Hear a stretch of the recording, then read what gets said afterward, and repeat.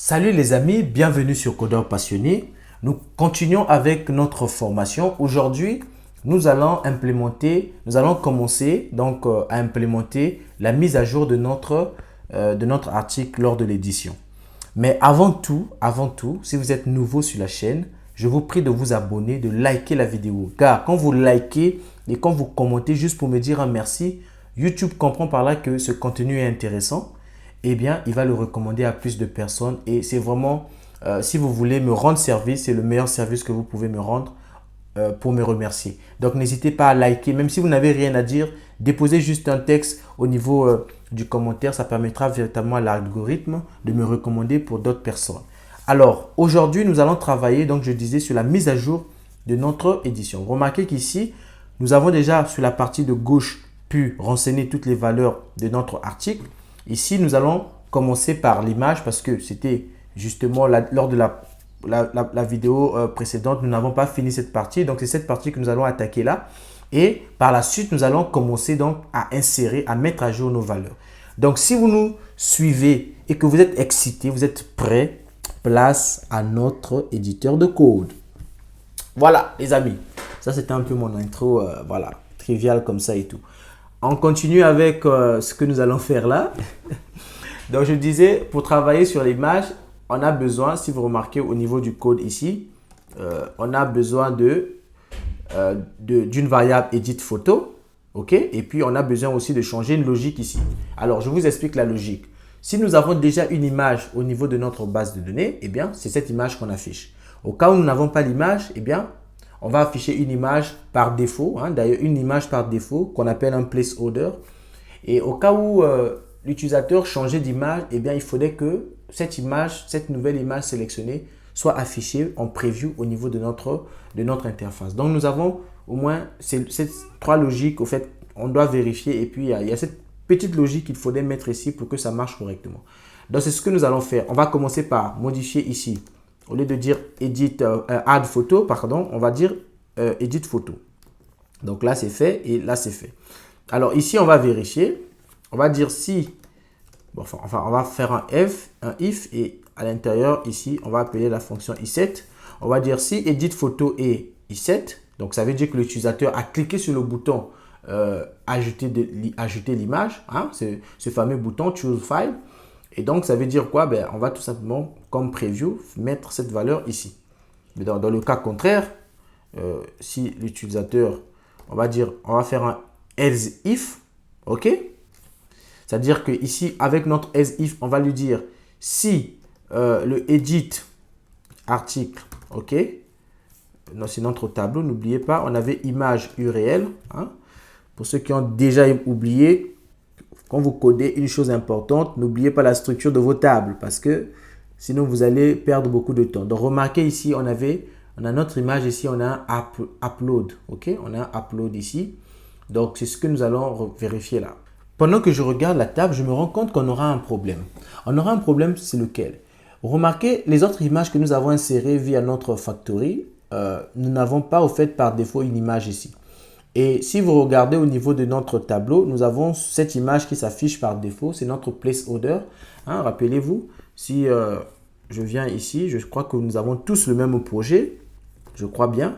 Nous avons tous le même projet. Donc, au niveau de... C'est où déjà? Donc, public, je crois. On avait image et puis on avait le placeholder, celui-ci. Donc là, alors, il nous faudra gérer 3 cas finalement. Et je suis en train de réfléchir sur une meilleure façon de le faire, alors que même que je suis en train d'enregistrer. Je me rends compte que voici ce qu'on peut faire. Par défaut, lorsqu'on crée une image, on insère au niveau de image URL le placeholder. Et lorsque cette image, donc par défaut, on récupère juste image URL et on l'affiche. Ça peut être soit un placeholder, comme ça peut être la vraie image de l'utilisateur. Donc, je pense que on va plutôt procéder de cette façon. Donc, comment on va le faire? Donc, ça nous éviterait d'avoir le else if. On aura juste le else. Et au niveau du else, on n'a plus besoin de tout ça. Et dans le else, tout ce qu'on va faire, on va lui dire, écoute, image src. Voilà.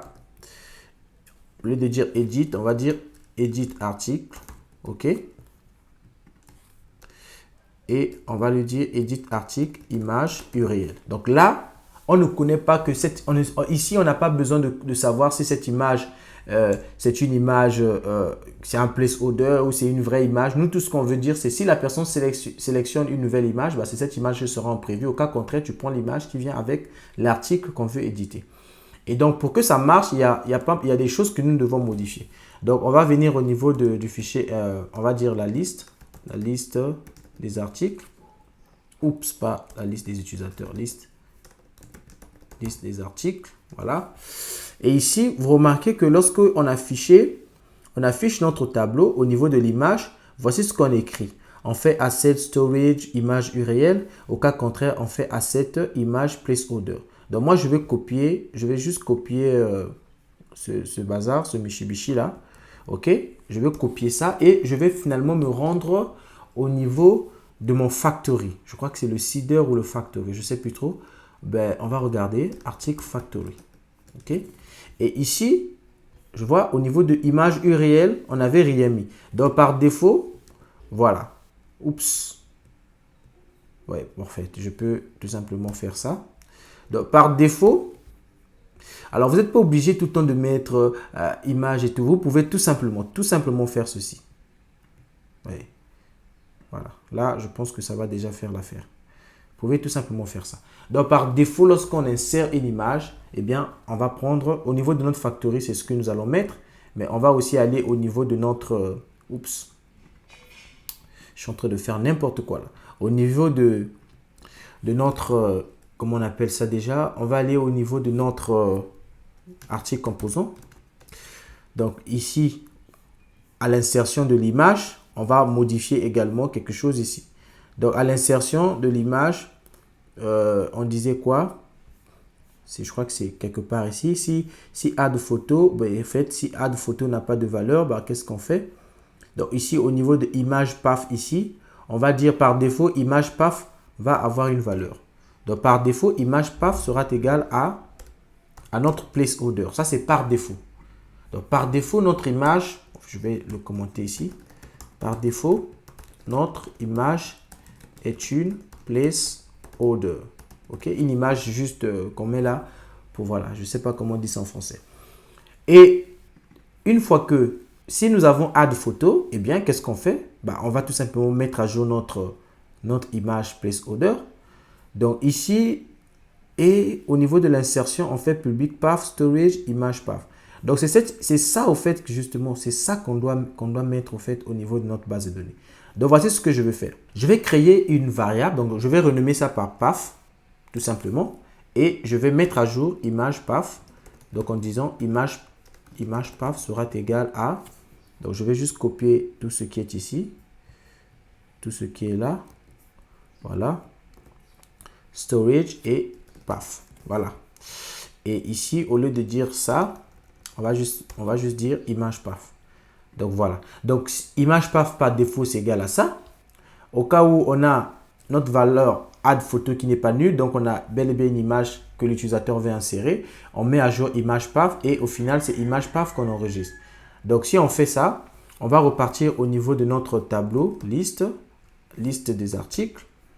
Et ici, au lieu de dire asset, storage, etc., on va tout simplement lui dire écoute, tu vas faire asset image parce que là, on n'a plus besoin de savoir que ça serait sur storage ou pas. On va juste dire image URL. Et là, vous remarquez, on n'a même plus besoin en fait de else au fait. On peut tout simplement s'en passer de else et puis on va juste faire notre if tout simplement. S'il y a une image ou bien si l'image est différente, tu affiches l'image.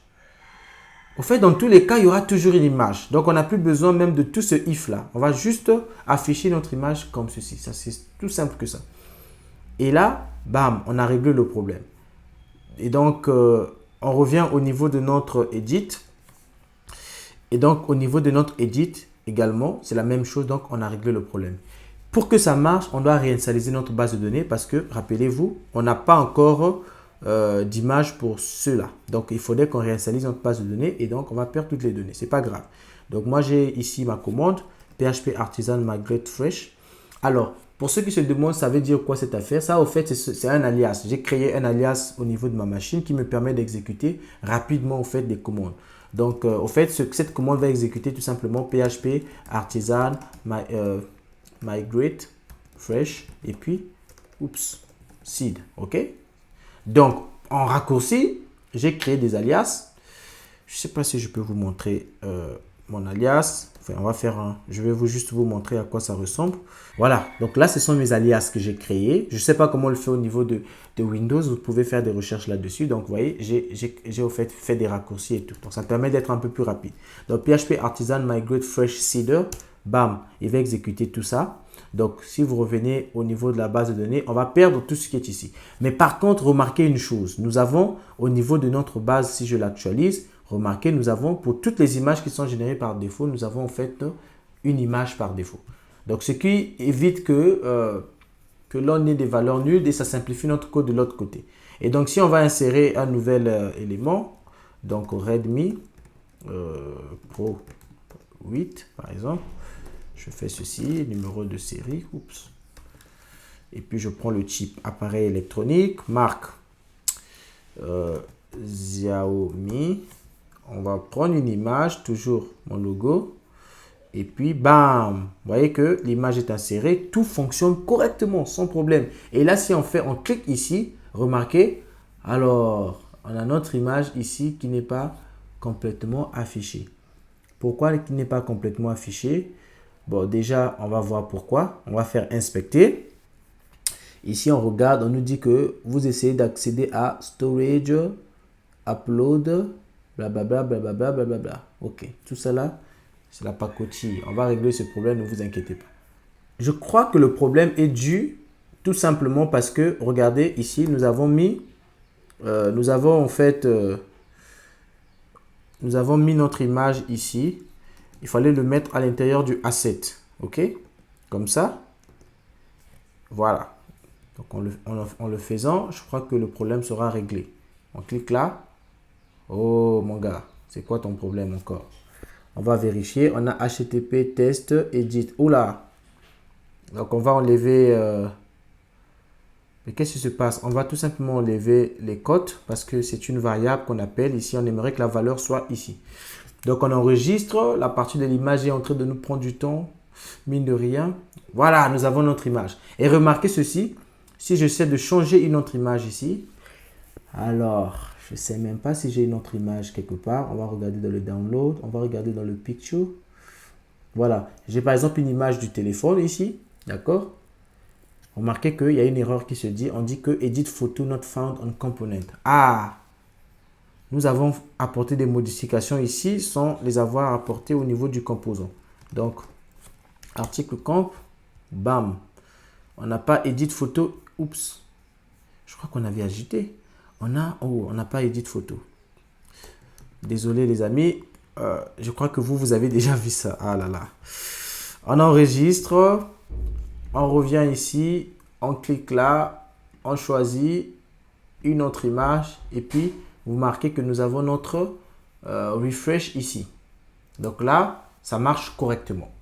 Donc voilà les amis, la fin de cette partie. Une dernière chose à faire par rapport à la partie de l'image, j'aimerais qu'il y ait la possibilité de réinitialiser l'image. Donc lorsque la personne se rend compte que je vais garder l'ancienne image, qu'il y ait le bouton réinitialiser ici. Donc on va ajouter le bouton réinitialiser l'image à ce stade ici. Ok, c'est parti. Donc on va se diriger au niveau du fichier edit. Et à l'intérieur du fichier, donc juste après ici, j'aimerais qu'il y ait un bouton. Donc ce bouton, en fait, on va le mettre juste après. OK? Donc là, on a le div. Je crois qu'on va le mettre juste après ici. OK? Donc je vais faire un i7. Donc i7 va vérifier si la variable edit photo est bel et bien n'est pas nulle. OK? And i7. Et là, on va mettre notre bouton. Donc, bouton, on va dire réinitialiser. Réinitialiser. Et là, on va tout simplement lui dire classe btn, je sais pas moi, default, btn sm. On va lui donner un margin top de 2. Et on va le plus important ici, excusez-moi, j'aime bien que quand c'est comme ça, on va lui dire wire click. Donc lorsqu'on clique sur le bouton, bah, tout ce que nous on veut au fait réinitialiser la valeur edit photo. On veut la mettre à nul. Comme ça, il va afficher l'image précédente. Donc comment on le fait? Bah, on va tout simplement dire edit photo. Et puis ici, on va dire nul. Donc ça, c'est une façon en fait d'attribuer des valeurs directement aux variables du composant depuis notre blade. Hein, ça nous évite de créer une fonction au niveau du composant et puis au composant, on applique cette petite modification. Donc c'est ce que nous allons faire ici. Je crois que cette vidéo sera essentiellement que pour l'image. Comme ça, la prochaine vidéo, on va faire toute la vidéo uniquement pour la mise à jour. Ça nous éviterait de mélanger les sujets. Ok? Je pense que c'est ce que je vais faire. Donc cette vidéo va bientôt prendre fin, ne vous inquiétez pas. Donc, on a réinitialisé. J'enregistre. C'est déjà enregistré.